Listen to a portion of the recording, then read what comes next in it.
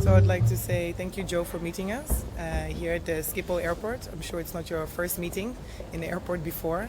And the reason that we're meeting today is because you are a jury member of the architectonic competition Blueprints for Paradise. And this competition is about future visions of built environment in Africa. Africa is changing, and you're very much engaged with the dynamics of this change happening on the continent.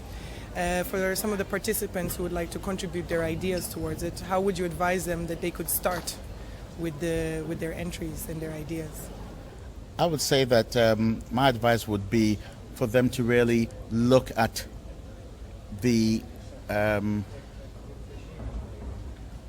alternative views of Africa rather than the expected and what we can see in the media, because actually most of Africa is not documented. And I think for the participants, I would encourage them to dig a bit deeper and develop a narrative which is of Africa, but also of themselves.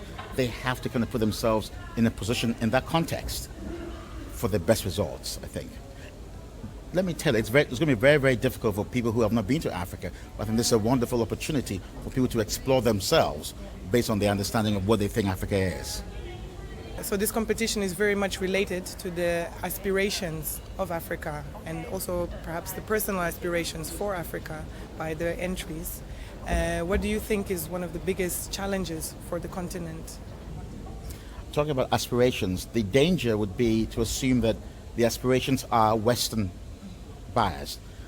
The difficulty is for the participants to really shed their prejudices about Africa and try to understand the Africa that Africans live. Now that's going to be very, very hard, but I think it can be done.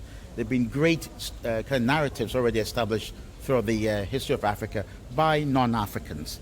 And so that's a kind of spirit that I hope these participants will become the new storytellers of the 21st century and not rehash the Africa of the 18th and then the 19th century.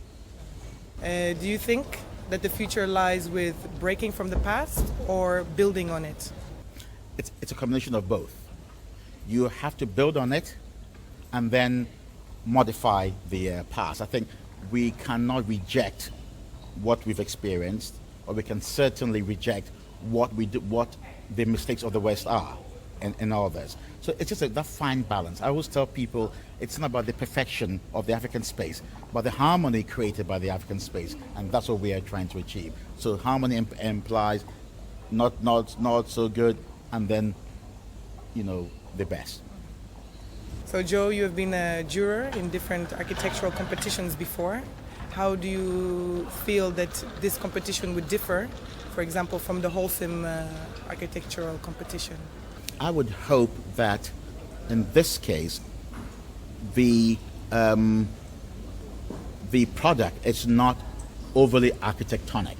By that I mean using the kind of staple kind of panoply of ideas that we're used to in architectural training, but rather I hope there'll be a cultural bias to all this, and a literature bias, and also a music bias. What I'm saying is that I hope other creative impulses will generate the response. So you recently gave a lecture in the Amsterdam Architecture Academy about craftsmanship, the craftsmanship of the architect. Will you be looking to the use of materials as an important factor within people's suggestions and ideas? Absolutely, I think, but the material, it's not only about the physical, but I think the inspiration also.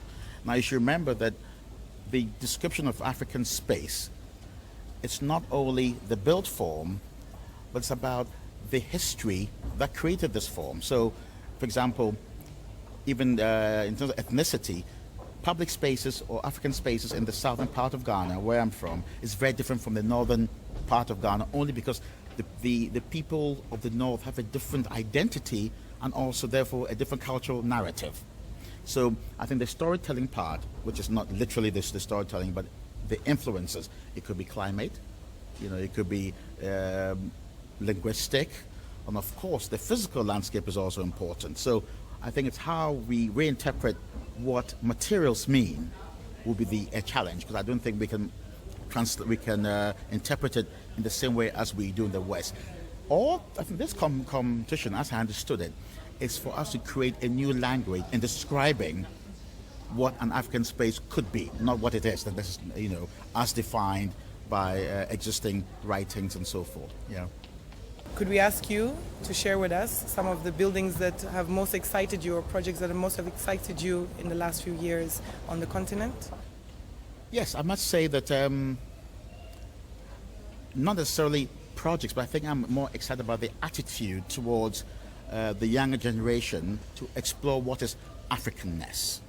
And most of these projects which I've seen and heard young people talk about have not been built yet.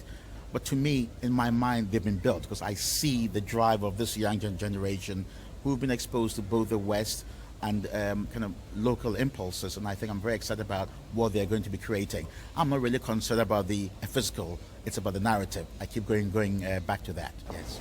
Would you care to share with us how you envisage that the outcome of this competition could have an impact on the African continent? First of all, I would hope that African participants would be of a significant number. I hope a lot of Africans will participate. And more importantly, I would hope that they have collaborated with their with others on the West. In the West, I think it is that hybrid of ideas that I'm looking to actually see. I'm hoping that this will lead to long-term relationships of people. It's about bringing people together, and this is the best platform for this kind of thing. And to make this competition equal exchange on both sides, not only in Africa but on the worldwide level, do you see that this project could have a bridge between the information gap about knowledge of urbanism and architecture on the continent? Yes, absolutely. And that would also, I think, understanding the African space and dynamic has a great impact on the future of Europe, I think also. As I touched on earlier with you, I think close analysis of what us people see with the predicament of Africa is the lack of certain structures which I think the West should be aware of. So by learning from what has gone wrong in Africa, and certainly what is actually the triumphs of Africa in spite of all these problems, the West can learn a lot from this. So I think this competition I see as a way for a democratic exchange of ideas, lessons learned. I'm very optimistic that Africa has a lot to contribute, and this competition will be the first of many, I hope, where great African issues are brought to the fore.